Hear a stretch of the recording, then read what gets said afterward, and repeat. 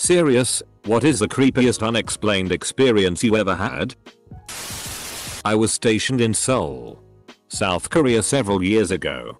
I was taking a shower in my room, and when I got out, the word leave was written in small letters in the fog on the bathroom mirror. I didn't have a roommate because Nko's got their own private rooms. A little freaked out, I decided to do exactly that. Leave. I went off post for some Korean barbecue and wandered the city a bit. I came back a couple hours later to find the barracks was evacuated and half burned to the ground. The fire was pinpointed to faulty electrical wiring that caught some insulation on fire inside the walls. Something knew it was going to happen, and to this day, whatever that something was, it didn't want me in the middle of it. I'd gladly thank who or whatever it is if they'd give me the chance, but it's been years and I still have no idea. When my son was about 2 or 3, he wouldn't go to sleep, so I let him in my bed. My husband was asleep, so I told my boy he had to look at his books quietly while I read mine. He was good for a bit, but then he started reading the book. Actually reading the words out loud.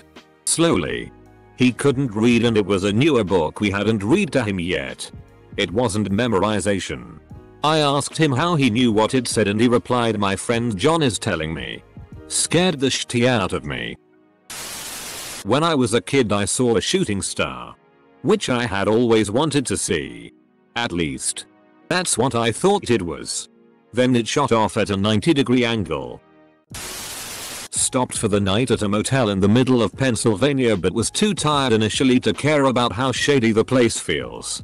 It was still a chain hotel, but you had to drive through a long, unlit road to get to the entrance. I'm in the bathroom hand washing a shirt and felt a coldness up my back. I ignored it at first, but then felt weird and was creeped out by then. I bounced out of the bathroom to calm down. I finally see it. Blood on the wall. Wasn't much, but it was there. Dried.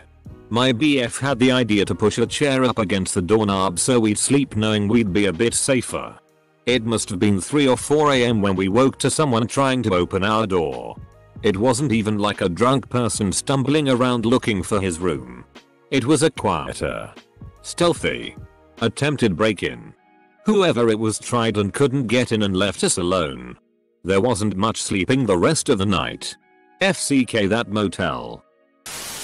Me and some of my friends went to explore an abandoned mall, and in the distance we could faintly hear the sound of children laughing and playing. It was spooky as hell. Like a corny horror movie. Found the source of the sound. It was coming from a speaker in the kids' playground in the mall. Apparently it had been left on. Probably for years. But that was barely any less spooky. The fact that they ran a loop of the sounds of children playing and that it was still running. That's still creepy. There was this abandoned school turned World War I military hospital near my house that my friend and I liked to break into. One day we were rooting around the 3rd floor and we found an empty envelope on the floor of a closet. It was old, and the address was written in script. It only had a name on it. That name was the exact same name as my friend, whose name is rather uncommon.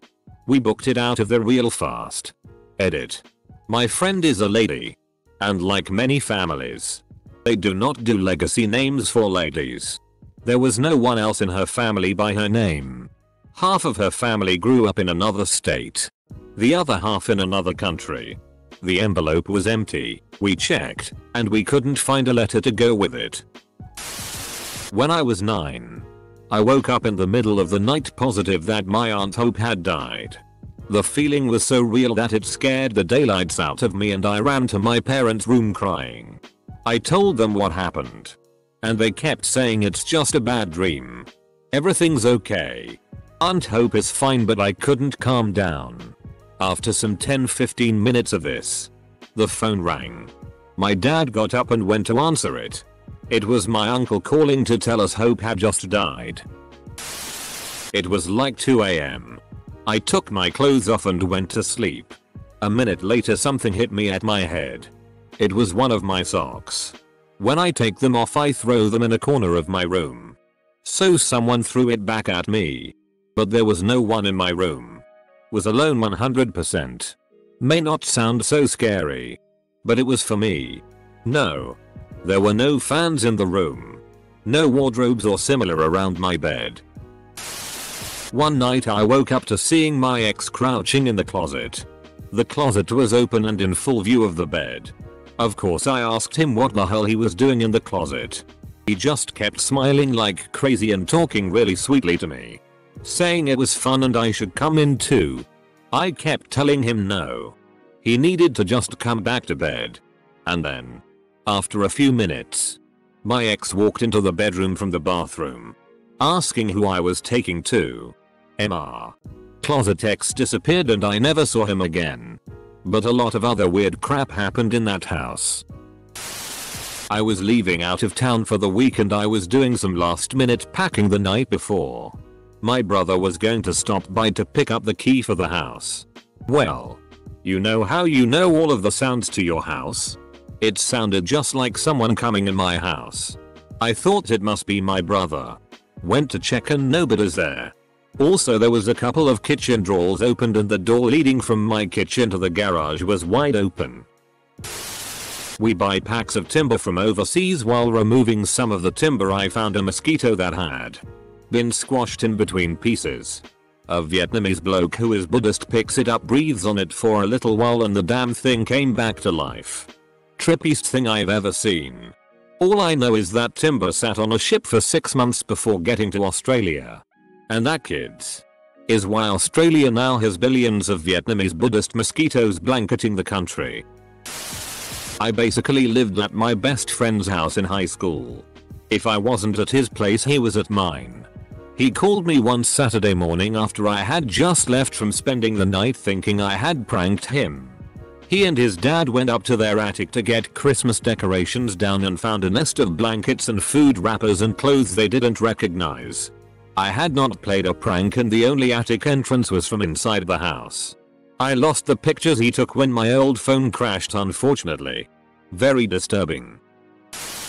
I was walking home with my siblings on a really windy day. An old guy pulled up next to us in his car and asked us if we wanted a ride. We said no and he insisted. We still said no, keeping stranger danger in mind. He just kept trying. It's not nice out though. Right? I have pop in the back. Do you want some? When we said no the last time, he sped away. Potential kidnapper? It wouldn't have seemed too odd, but then President G.W. Bush was in town at the time. So all of the cops were busy there.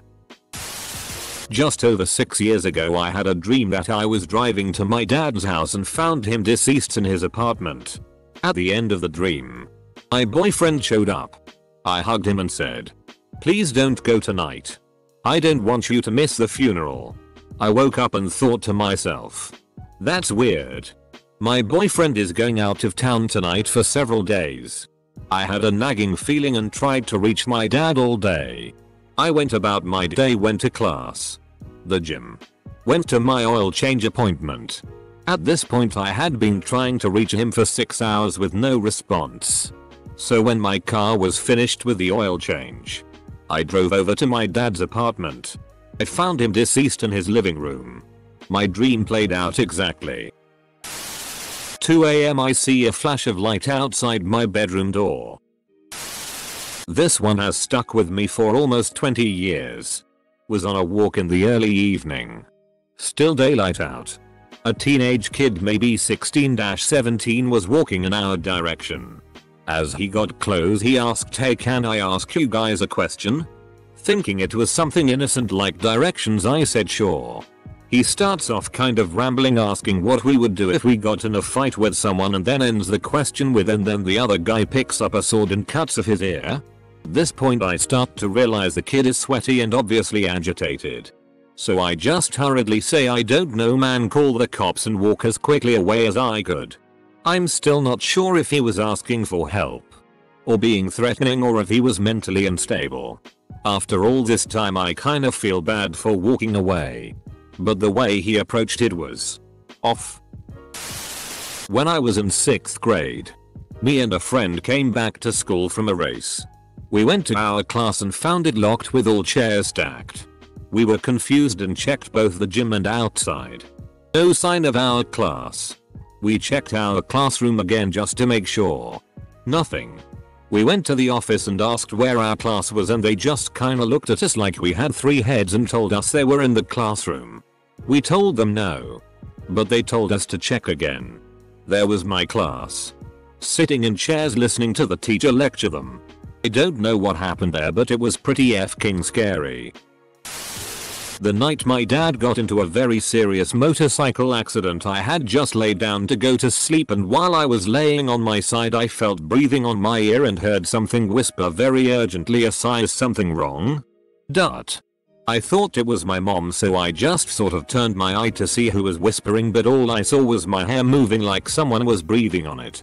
I sleep with the blanket over my ears now. I used to get sleep paralysis every day my first year of college. Only happened in my dorm room. Every time was different. Sometimes it was just a dark cloud or entity sitting on my chest so I couldn't breathe but it just felt like pure evil. I don't have any other way to describe it. Another time the entity was a little girl. Again she sat on my chest and was touching my eyes and my face while screaming in my ear. I could see and feel and hear everything. It was definitely the most terrifying stage of my life. I don't nap anymore. Sleep paralysis is semi-explained but I never got a great explanation from a doctor. My girlfriend and I have the same birthday so I booked us a nice stay at an Airbnb for a mini staycation. We had a great dinner and went to bed after some SI time. I wake up in the middle of the night because I heard whispering in my ear. I turned around and my girlfriend was awake and smiling. She whispered something. I asked, "What did you say?" And she threw her head back and laughed. It was a full-on cackling laughter.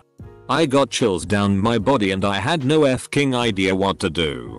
She poked my forehead with her finger and repeated the exact same gibberish and then just fell back asleep. I was extremely concerned and freaked out. I shook her awake and asked her what the hell just happened and she got pissed and told me to go back asleep. I didn't sleep much that night. As soon as the sun came up, packed up our stuff and got the hell out of there. She's been normal ever since. Our young niece died unexpectedly. We rushed over and stayed the night at the home to support family. I couldn't sleep. My wife woke up a bit after midnight because she heard footsteps. Sometime after calming her down, a talking toy activated on its own in one of the boxes across the room. And she began to cry again. I found it in the pile of boxes with other toys. And brought it to the bed with us. It had batteries. But the switch was in the off position. We asked the deceased to answer yes by making it talk. And no with nothing. We spent almost an hour asking questions. It was very peaceful. And reassuring. At a point, it got to be too much. And my wife asked it to stop. It never activated again. That was a few years back. There have been a few times since when we are having a deep conversation about her. And a random item will fall off the bar or a shelf on the other side of the room. Like someone bumped into two. We stopped talking deeply about her almost a year ago. When I was a freshman in college I was going through my first major bout of depression. I was crying myself to sleep most nights and during the day I would go to class and then immediately go back to my dorm and sleep. One particularly rough day I went down for a nap and when I was almost asleep I heard someone open my dorm room door. Not unusual because my friends on my floor would visit. However, then I heard someone approach my bed and I figured it was a friend and just continued to sleep. Assuming they'd figure it out. Then I felt the softest, most gentle kiss on my forehead. In a sleepy stupor I smiled and immediately nodded off. When I woke up I snapped back into reality and immediately went to all my friends in my dorm and said, "Okay guys, very funny. Who kissed me?" No one had any idea what I was talking about. Looking back now I really think it was a ghost watching over me and comforting me in my time of need. Or it was a real human being who totally creeped on me. So mine has to do with me but it's my mom who experienced it. I had a stuffed toy I named Bubba that had buttons on his stomach that when presses would make him sing a song. He had a sun that would play a good morning song and a moon that would play good night. One morning I woke up and couldn't find Bubba in my room anywhere. So I asked my mom where he went and she said he was dirty and she would get me a different one later. Years later she told me it was because she tucked me. I was already fast asleep. She said good night sweetie and Bubba replied but I'm not tired, which isn't in his vocabulary. She noped real quick and threw him in the dumpster that night, haha. When I was growing up, anytime I was walking to my friend's house, when I passed his neighbor, I'd hear what can only be described as somebody making a farting sound with their mouth. Now that I'm older, I assume there was some sort of bug in her garden that just sounded like that. Not that I know of any that sound like that. But we were certain he had an old lady living next to him that liked to blow farts at neighborhood children. Any time of day or night. Oh, I got a couple. I was sitting in the living room and the way to my game room is past my kitchen. I walk by and the faucet slams on. Not some PSSY little stream shitty either. Like full blast into my sink. I run over and turn it off and didn't go into my kitchen again for at least 2 days. When I lived in my grandfather's house there was this set of blinds hung up in the kitchen that my mom put there and he absolutely hated. But we split rent so he let it slide. Well, he died. And about a month later me and my mom are sitting in the dining room and we hear this loud crash in the kitchen. Sure enough, the set of blinds were on the floor. We pick it back up. And we struggle to get it back snapped into place. But what scared us is how did they fall out if it was so difficult to snap back into place. Also worth mentioning that these blinds had to be snapped in from the top. I woke up with a handprint on my chest and back after a night of good sleep. And I have no idea how they got there. I was home alone for the night. And the handprints were bigger than mine. I've told this story before on Reddit. This happened 2 years ago. I was half asleep and felt like I was being watched. Looked out my window and saw an old man hunched over with a walking stick and a crow on his shoulder standing in my front yard about 150 feet away. He looked right at me and I say this bright blue from one of his eye. I rubbed my eye and he had disappeared and there was a murder of crows left standing around where he was. This was in the early hours of the morning. Last week I was setting up my winter camping spot on my property and I heard a growl behind me and saw 2 coyotes staring at me. I picked up the firewood axe and yelled and they whimpered and laid down. I took a step forward and they ran. It was very fking weird because it was abnormal behavior for coyotes. Old man hunched over with a walking stick and crow on his shoulder. Bright blue from one of his eye. Dude. It sounds like you met Odin. My then-to-be husband and I met with the minister for counseling before the wedding. We were sitting in our living room when I felt something like a weight lift from my body. I told both of them about the weird feeling and then an hour later Star's ambulance called and my dad was being airlifted to the hospital. My mom was killed. I feel like the feeling happened the moment my mom passed away. Once I answered a phone call at my desk and I didn't hear the person's name distinctly. But I transferred the call to my boss's private line. I heard him talking for a couple minutes. Hang up. And then he emerged from his office white as a sheet. Thing was, the person that I had transferred had died the month before. Which I had completely forgotten. And so had he until the phone call was over. He said it was definitely her. No doubt about anyone faking her voice. I asked him what on earth did she talk about. And he said it was just mundane everyday stuff. No big afterlife revelation or anything. I was creeped out and also disappointed.